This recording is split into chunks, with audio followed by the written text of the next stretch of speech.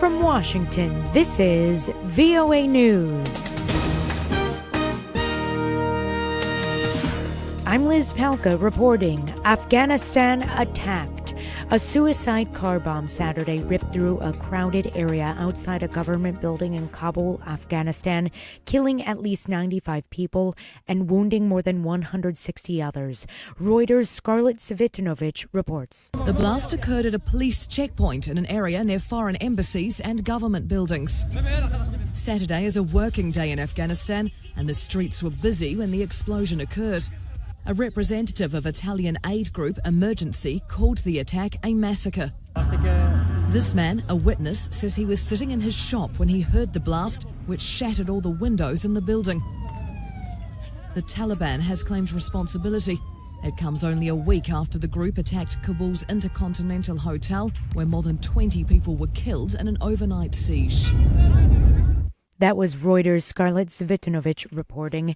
U.S. Secretary of State Rex Tillerson says United States believed it was Russia's responsibility to curb Syria's use of chemical weapons. Speaking at a news conference in Poland, Tillerson stood by his earlier comments that the Russia-backed Syrian government may still be using chemical weapons against its own people following a suspected chlorine attack in eastern Ghouta. The chemical weapons are clearly there. They're being used against civilian populations and the most vulnerable children inside of Syria.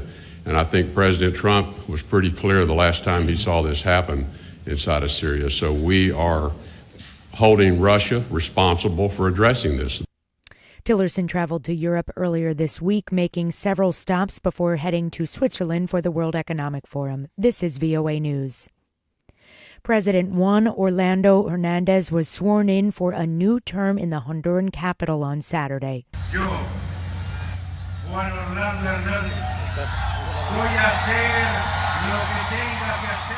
Hernández promising to restore peace after an election marred by irregularities and allegations of fraud.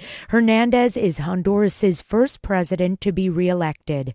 The 1982 Constitution bars presidents from seeking a new term, but he won a Supreme Court ruling in 2015 to get around that. Soldiers and police deployed tear gas to block thousands of demonstrators from marching to the National Stadium to protest the inauguration. 14 people are dead Saturday after an early morning shootout at a Brazilian nightclub, according to state officials.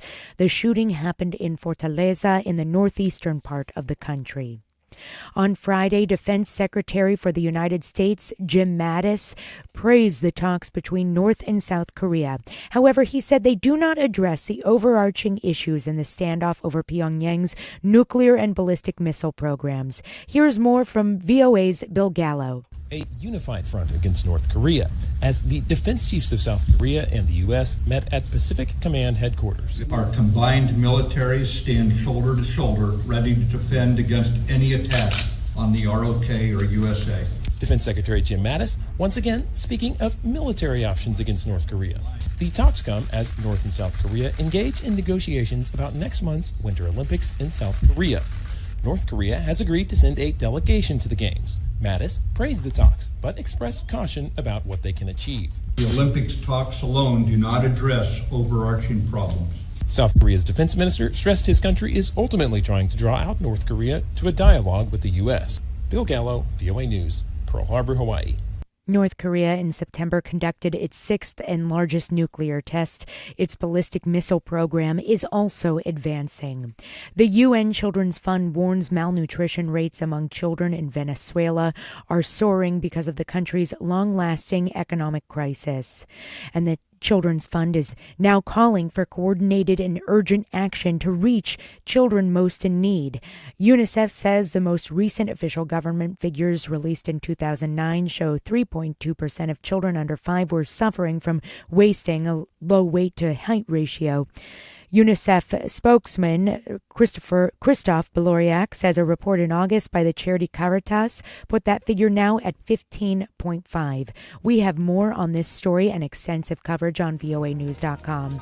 I'm Liz Palka in Washington. That's the latest world news from VOA.